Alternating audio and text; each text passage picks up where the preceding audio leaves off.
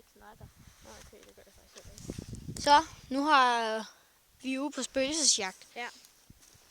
Og det er fuldkommen mørkt, og Vi går glip af Disney Show. ja. Nej, nu kommer jeg. Nu. Jeg var næsten ved at slukke igen. Og jeg har taget mit softgun med, som Tim han lige holder, og vi har lommelygte og natkikker og kæmpe lommelygte og en anden lommelygte.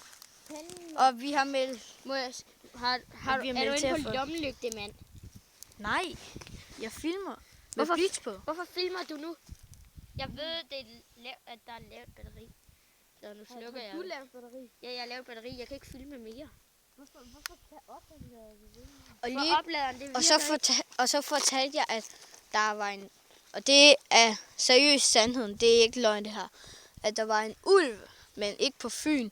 Da vi så var på vej hjem, så så ser vi lige pludselig 2 øjne komme lynhurtigt løbende mod os.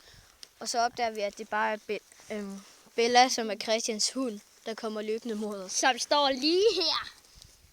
Christian, du blitzer. Jeg kan fandme ikke... Hvor kæft, hvor blitzer. Ej, din telefon, den hakker. Hej. Jeg tager også lige min frem. Hvor fanden har jeg Har I lys på jeres walkie-talkie? Ja, jeg har ikke engang startet den. Du har altså lys på. Det har du haft i lang tid. Nå, det er den rød. Er det den der lyser rødt? No. Og det er sindssygt.